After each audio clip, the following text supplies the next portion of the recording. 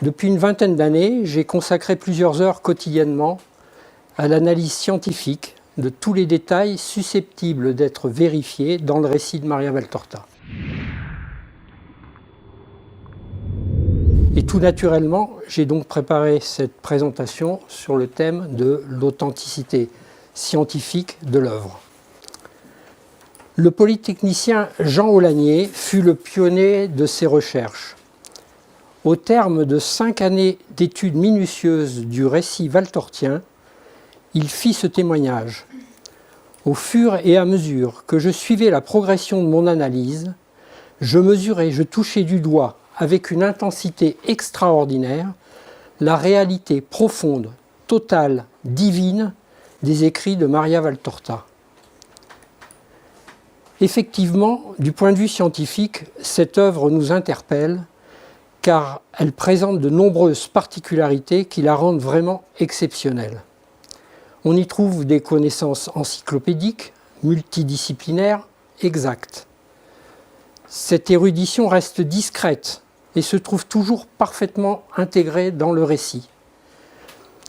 Il y a dans l'œuvre plusieurs données qui étaient oubliées ou inédites du vivant de Maria Valtorta.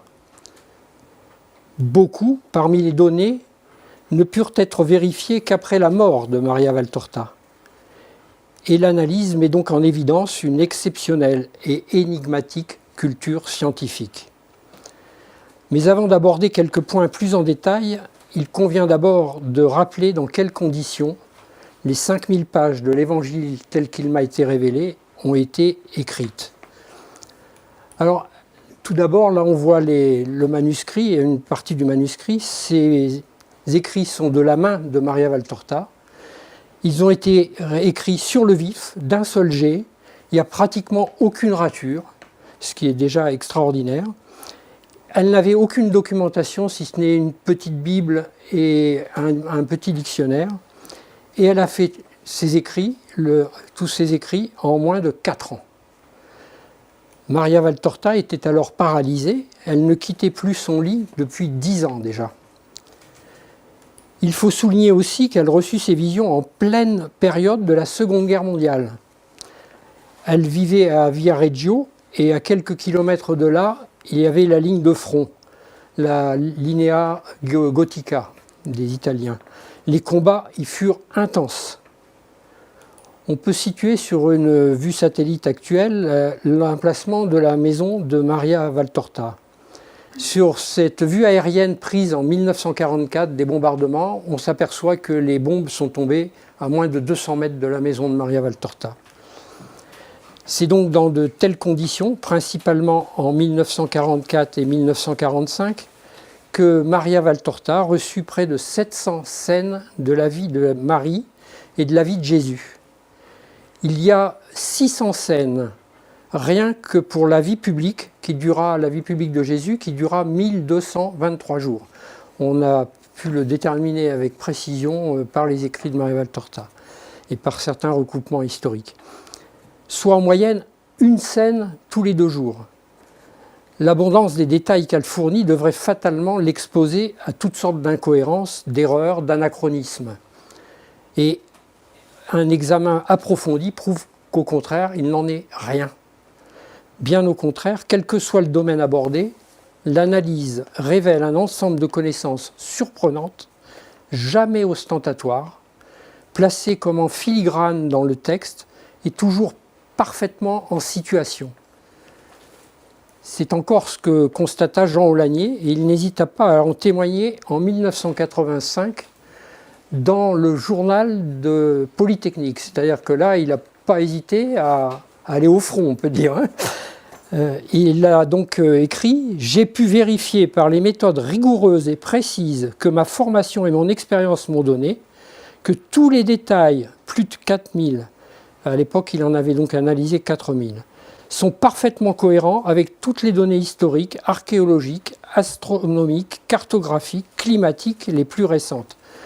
Il est même allé en Israël avec un géologue pour aller vérifier si les informations de relief que donnait Maria Valtorta, il est monté sur certaines collines pour voir si de cette colline on pouvait effectivement voir le village qu'elle indiquait.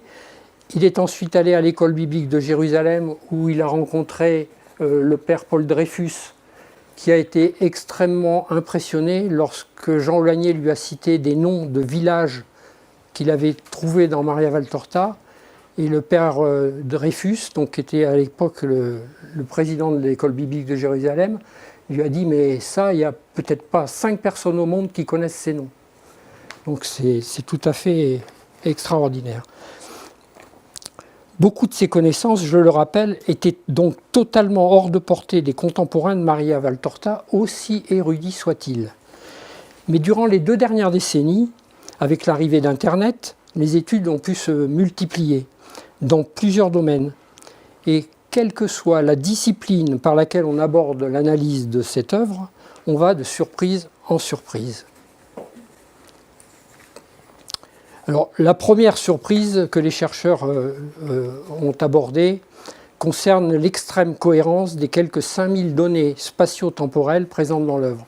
C'est-à-dire des éléments du style le lendemain, le sabbat suivant, ou des déplacements des personnages entre 2 villes. On a la distance, donc on peut calculer le temps qu'ils ont pu le mettre à parcourir et en déduire si ça s'est passé en 1 journée, 2 journées.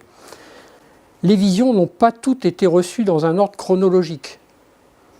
Pourtant, après leur mise en ordre final, tout s'enchaîne harmonieusement et s'avère parfaitement rationnel. En s'appuyant sur ces données chronologiques, Jean Olagnier a pu reconstituer en détail la vie de Jésus au jour le jour, en y intégrant tous les actes, les enseignements, les miracles ou les déplacements mentionnés dans les évangiles. Ce résultat mérite vraiment d'être souligné, car pendant près de 2000 ans, les innombrables tentatives de reconstitution détaillée de la vie de Jésus ont toutes échoué. Il n'y a pas un seul ouvrage qui donne une vie de Jésus satisfaisante. Ça se heurte à des impossibilités, disons. Et là, on a une vie totalement cohérente au jour le jour, pour les 3 années en particulier de la vie publique. Au point que dans les années 80, certains historiens ont même écrit que cette reconstitution était définitivement impossible. Bon, il faut revoir leur copie. Grâce à Maria Valtorta, nous possédons donc aujourd'hui un agenda précis, complet et cohérent de la vie publique de Jésus. Le récit met aussi en évidence une connaissance rare des phases lunaires, des calendriers romains, des calendriers hébraïques. Alors, j'en donnerai un seul exemple qui a beaucoup impressionné Jean Olagnier, au point qu'il est allé voir Annie Jobert, qui était directeur de recherche au CNRS, spécialiste justement des calendriers hébraïques. Il est allé lui donner cette information. Dans une lettre adressée à Jésus et annonçant la mort du disciple Jean d'Andorre, il y a une indication qui, traduite en langage moderne, signifie que cette année-là, le 31 mai, c'était un jour de nouvelle lune. Alors, une telle concordance entre une phase lunaire précise et une date du calendrier, ça ne se reproduit que tous les 19 ans. Et donc l'astronomie permet de le calculer dans le temps. Et pour l'époque de Jésus, on s'aperçoit que ça s'est produit en l'an 10, en l'an 29 et en l'an 48. Donc on a une preuve, ici on peut dire quasiment une preuve scientifique, que pour l'œuvre de Maria Valtorta, cet épisode s'est passé en l'an 29. Cette indication, pour qu'elle soit exacte, il y a une chance sur 7000, puisque dans la période de 19 ans, il y a 7000 jours. Donc une chance sur 7000. Mais si on la recoupe avec des informations qui précèdent cette date et d'autres qui suivent cette date, on s'aperçoit alors que la probabilité passe à une chance sur plusieurs millions. Donc pour Jean Olagnier, il a dit là, c'est du miracle, c'est plus de l'ordre de la science, c'est de l'ordre du miracle. Et quand on prend l'ensemble des données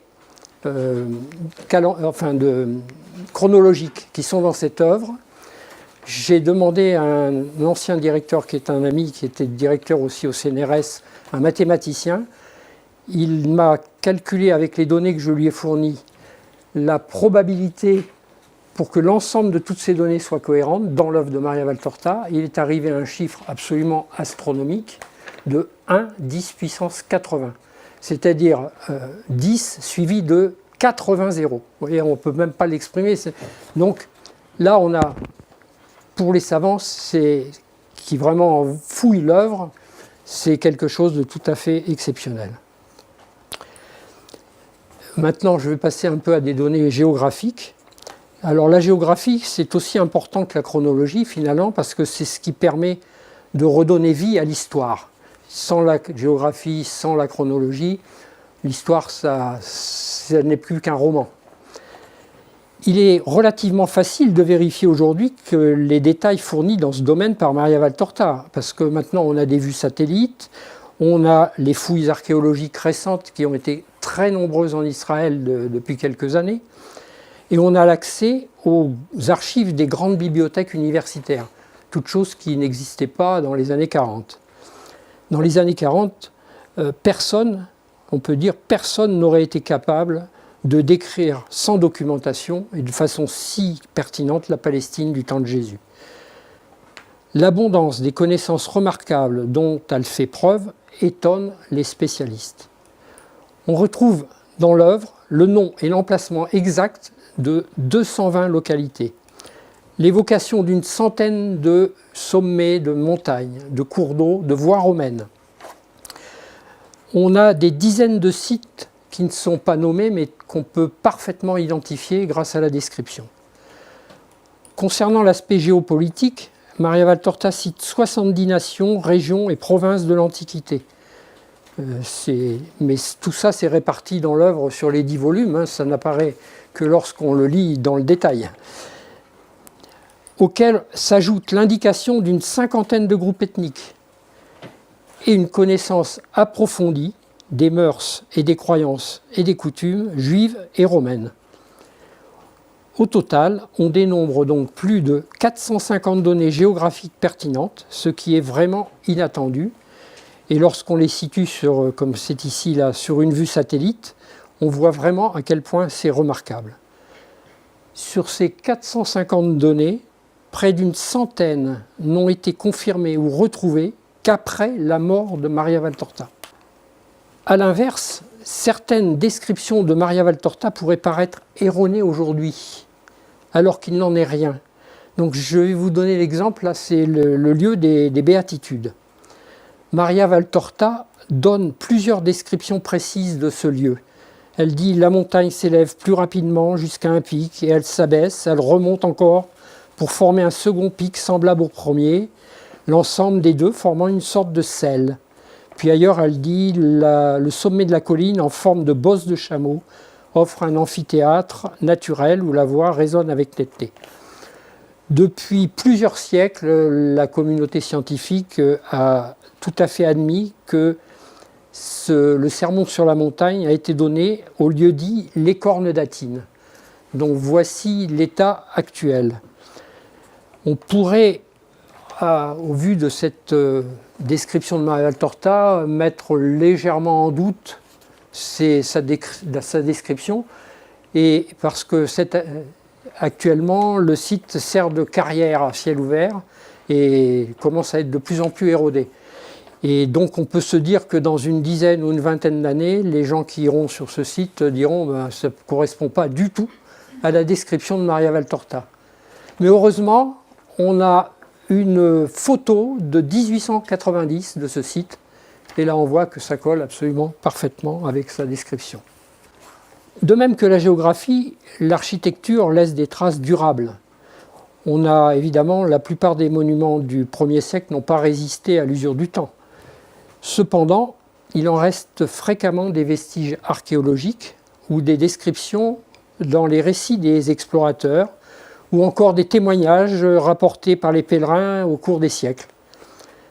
Maria Valtorta évoque une cinquantaine de monuments antiques, dont plusieurs n'ont été découverts qu'après sa mort en 1961, et dont d'autres restent encore à découvrir. Donc il y a encore du travail pour les archéologues. Elle donne une description très précise du temple, de ses parvis, de ses portiques et de ses abords. Elle va jusqu'à évoquer des dalles en marbre multicolores, et ce détail est justifié par un écrit de Flavius Joseph, l'historien du 1er siècle.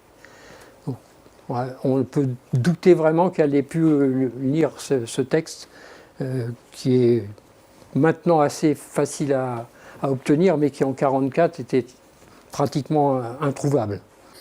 Pour la ville de Jérusalem, elle mentionne et situe des dizaines de portes, les principales piscines, les palais et des dizaines d'autres éléments. Alors, ce sera peut-être plus visible sur cette vue en 3D. Donc, dans les années 40, on peut confirmer que vraiment très peu d'érudits en Europe, au moins, auraient pu faire une description aussi détaillée de Jérusalem du 1er siècle. J'ai vraiment examiné beaucoup d'ouvrages des siècles passés. On n'a jamais autant de renseignements sur Jérusalem dans les ouvrages scientifiques. Maintenant, les Israéliens ont fait des maquettes qui recoupent complètement les données de Maria Valtorta, et on peut voir à quel point elle est tout à fait conforme à la réalité. Ce qui vient d'être dit donc pour Jérusalem, c'est vrai aussi pour le reste de la Palestine. Alors, de gauche à droite, ici, là, nous avons d'abord les piscines de Salomon. Alors, ce site était totalement en ruine en 1944. Aujourd'hui, il a été restauré à partir de l'année 2000, et la restauration, c'est exactement identique à ce que dit Maria Valtorta. Elle parle de 3 bassins, il y a les 3 bassins en cascade, les uns sur les autres. On a vraiment l'impression que Maria Valtorta s'est rendue sur les lieux, là. À côté, c'est les échelles de tir. Alors ça, c'est un peu différent. On en a retrouvé dans des ouvrages de 1800, du 19e siècle. Aujourd'hui, c'est complètement à l'abandon, c'est oublié, c'est tombé en ruine. Donc on peut dire que le site est complètement dans l'oubli. La forteresse de Masada est aussi un point assez spectaculaire, puisque Maria Valtorta en donne une description extrêmement détaillée, alors que les premières fouilles systématiques de ce site n'ont commencé qu'en 1963, 2 ans après sa mort. Ensuite, nous avons ici la tombe d'Hillel. Hillel, c'est l'un des plus célèbres maîtres d'Israël, en Israël, à l'époque de Jésus, juste un peu avant Jésus. Sa tombe est connue des Juifs qui allaient en pèlerinage déjà dans les siècles passés, mais en Europe, on peut dire qu'elle était totalement ignorée. Et pourtant, là, donc, on peut dire qu'elle était dans l'oubli en 1944. Ici à côté, vous avez les sources chaudes d'Hamad Gader. C'est maintenant un haut lieu touristique en Israël. Maria Valtorta en parle. Les apôtres y passent à 2 reprises à proximité de ce site. Or, ce site n'a été dégagé par les archéologues qu'en 1974. Ici, vous avez la plus vieille synagogue d'Israël, 300 ans avant Jésus-Christ. Et c'est la synagogue de Biram, c'est l'emplacement où a eu lieu, où Jésus a fait l'épisode de la Cananéenne qu'a évoqué tout à l'heure François Michel. Et là aussi, ce site était totalement dans l'oubli à l'époque de Maria Valtorta. Je voudrais aborder ici un cas encore peut-être plus étonnant, c'est le cas de Jezraël. C'est une cité dans la plaine d'Esdrelon. Enfin, Jezraël, c'est l'autre nom d'Esdrelon. La Bible cite une tour au centre de cette ville, et c'est tout ce qu'on savait de cette ville. Maria Valtorta, elle parle d'une muraille qui entoure la ville, et elle parle de 4 tours aux 4 coins de la ville. Ces éléments sont totalement inconnus des historiens et des archéologues. Et il se trouve qu'en 2010, par suite d'une manœuvre malencontreuse d'un bulldozer qui voulait faire un petit parking là dans le coin, ils ont dégagé un bout de mur, du coup les archéologues se sont précipités, ils ont dégagé maintenant 45 000 m². Alors c'est pas du tout fouillé, c'est juste, ils ont enlevé la végétation, Et puis ils ont commencé à faire quelques sondages et ils ont découvert qu'aux quatre coins, il y avait 4 tours. Alors bon, ça, on ne voit pas comment 65 ans avant, Maria Valtorta a pu le dire. Un dernier exemple pour la géographie, c'est la maison de Saint-Pierre, à Capharnaüm. Alors ça, elle est mentionnée dans les 4 évangiles. Donc c'est un site qui aujourd'hui est visité par des milliers de pèlerins. Ça paraît absolument naturel de voir dans Maria Valtorta qu'elle parle de la maison, en fait de la belle-mère de Pierre, juste à côté au bord du lac. Elle situe tous les miracles qui s'y sont passés, les enseignements de Jésus. Mais il faut se souvenir que l'église byzantine et la synagogue n'ont été fouillées qu'à partir de la campagne de fouilles en 1968, 7 ans après la mort de Maria Valtorta, jusqu'en 1990. Et c'est en 1990 qu'on a eu la preuve que sous cette basilique byzantine, il y avait effectivement la maison de Saint-Pierre, ce qui est appelé la maison de Pierre. Alors, je passe maintenant à quelques données historiques. Avec François Michel, ici présent, nous avons recensé dans l'œuvre de Maria Valtorta plus de 750 témoins oculaires du séjour terrestre de Jésus. Une analyse rigoureuse nous a permis de retrouver une trace historique pour plus de 270 personnages.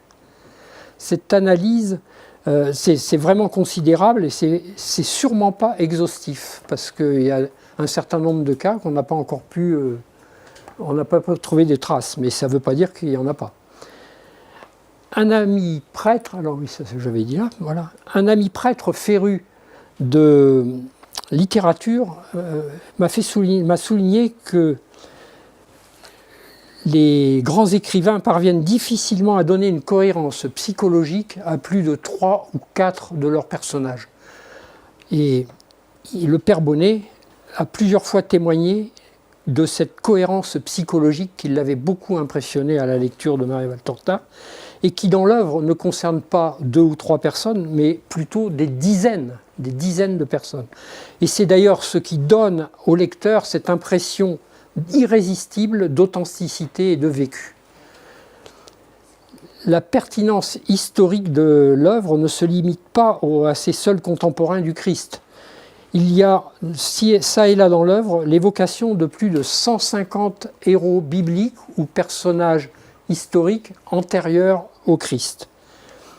Et puis, il y a aussi l'évocation des us et coutumes, des faits historiques très variés, dont je vais vous donner quelques exemples. Voilà, Jésus relate la tentative d'hellénisation forcée de la Palestine par Antiochus Épiphane. C'est ce qui a provoqué ensuite la révolte des Maccabées. Et Jésus en donne un aperçu historique tout à fait extraordinaire.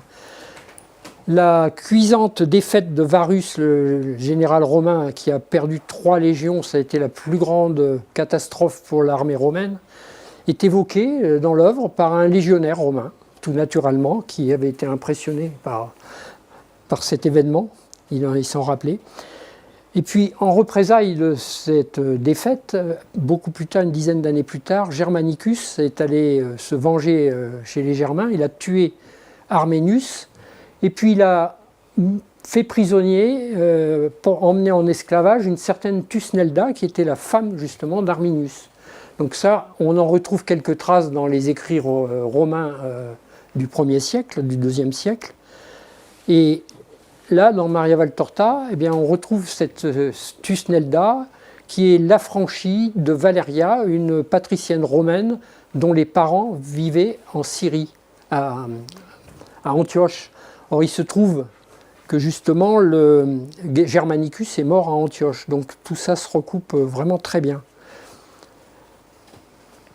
Il y a l'évocation du culte que les Romains rendaient à Esculape dans l'espoir de guérison. Il y a aussi l'évocation par Jésus de certaines fêtes romaines en l'honneur de Cérès. Il critique un peu les patriciennes romaines de croire à ces sornettes. Et il leur dit, vous devriez croire plutôt au vrai Dieu. il y a maintenant l'exemple de la composition du Sanhédrin. Alors là, avec François Michel, on a beaucoup échangé sur ce sujet. Ça nous a donné beaucoup de fil à retordre. On a retrouvé dans l'œuvre de Maria Valtorta la composition exhaustive, c'est-à-dire les 71, pas un de plus, pas un de moins, membres du Sanhédrin, tous nommés par Maria Valtorta, ça et là dans l'œuvre. Mais évidemment, elle ne donne pas la liste. Il faut les rechercher un peu partout, au hasard des discussions, des dialogues avec les personnages. Et ça, comme ça ne suffisait pas de donner la liste exhaustive, elle donne aussi la répartition dans les 3 chambres. Il y avait trois chambres de 23 membres chacune, les prêtres, les docteurs et les anciens. Eh bien, elle donne 23 membres dans chacune de ces chambres. Donc là, on a été vraiment tous les deux émerveillés quand on a pu analyser ça. Alors, Maria Valtorta, évidemment, elle n'y connaissait rigoureusement rien.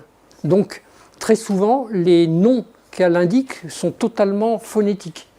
Par exemple, elle cite un certain Cola Chebona. Alors, on a eu beaucoup de mal à retrouver que c'était un sanédriste qui s'appelait Kalba Chevoua. Bon, la consonance est très voisine, hein, et là on est donc... pour un autre qu'elle nomme Jokana, c'est en fait Yokanan. Et un peu, il y en a énormément dans ce style. Il y a aussi un moment, elle cite un certain Nathanaël, qu'elle nomme Nathanaël ben, on entend les personnages dire Nathanaël ben Faba, c'est-à-dire le fils des fèves. Ça surprend un peu, Faba c'est le mot latin pour les fèves.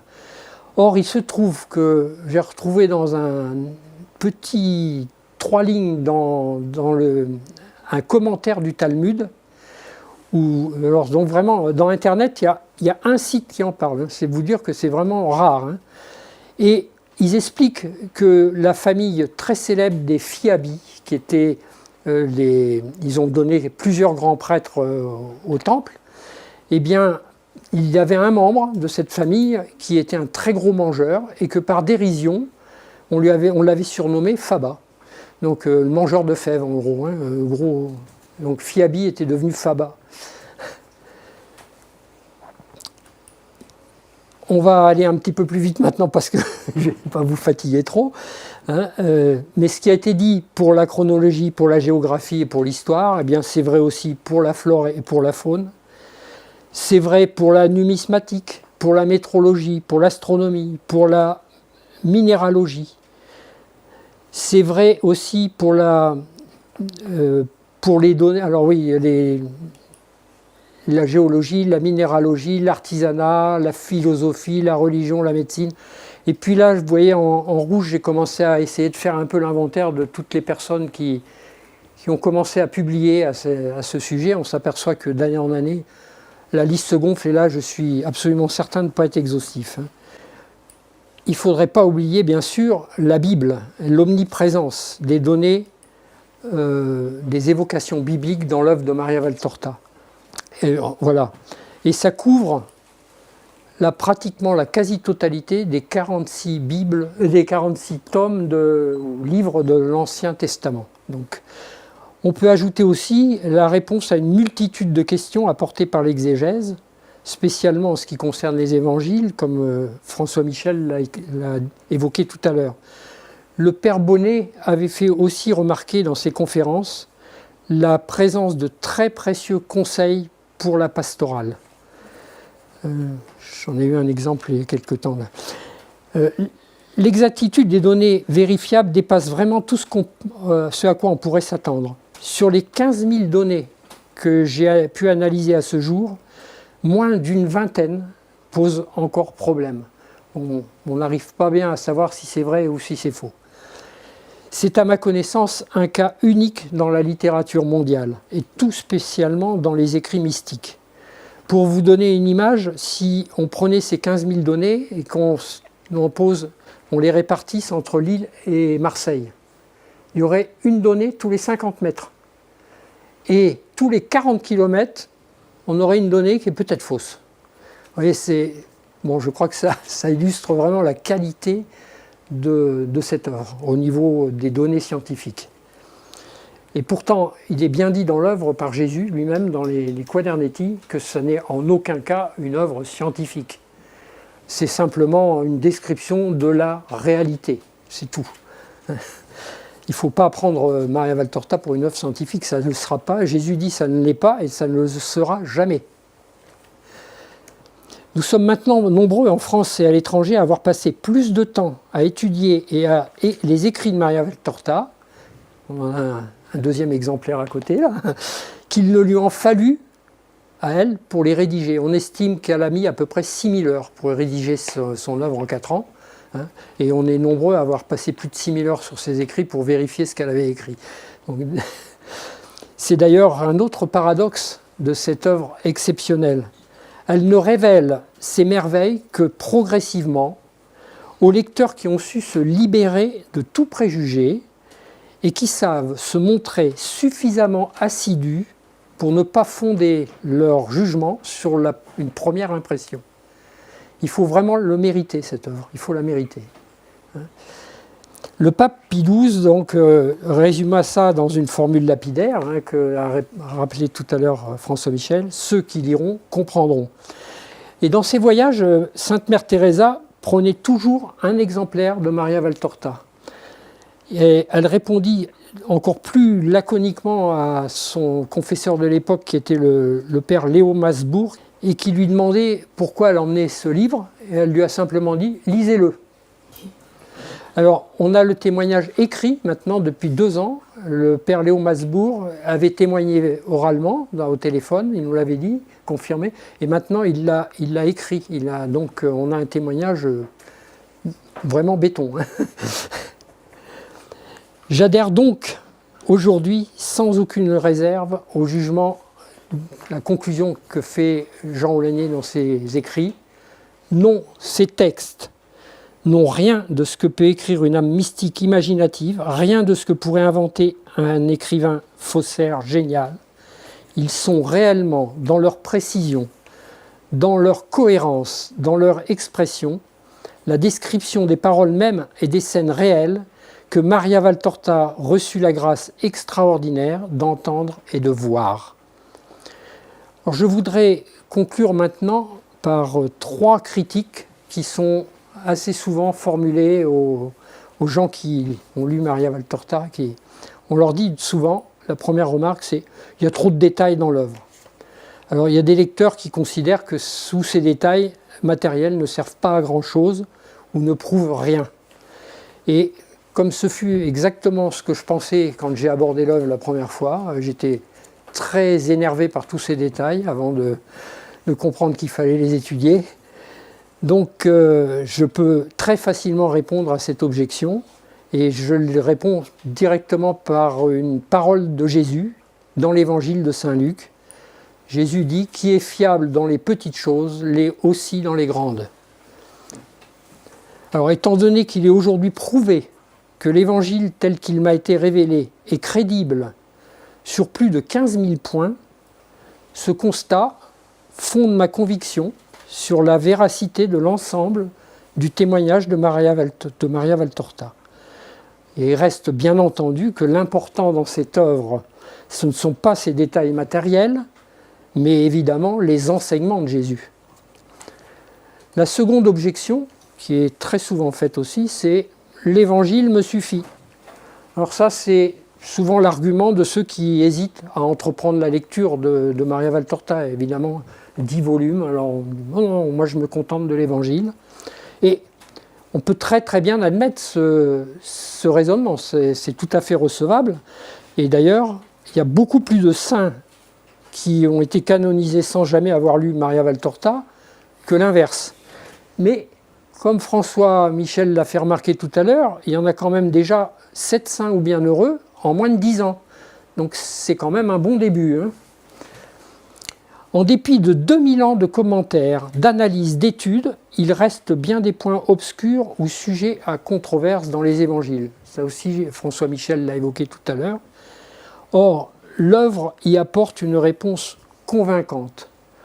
Lorsque l'on marche dans les ténèbres on aime bien avoir une lampe de poche. Eh bien, Maria Valtorta, c'est un énorme projecteur pour éclairer les Écritures. La troisième critique et dernière, c'est les lecteurs de Maria Valtorta font vraiment trop de zèle.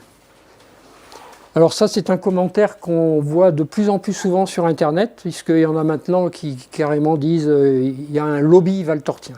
Oui, carrément. Alors, moi à ça, je réponds, comment peut-on rester insensible quand on découvre un tel trésor? Alors, imaginez Howard Carter quand il a découvert la tombe de Toutankhamon. Et on n'imagine pas qu'il puisse avoir refermé vite le tombeau puis dire bon allez circuler, rien à voir. Bon, il s'est empressé de faire des rapports partout.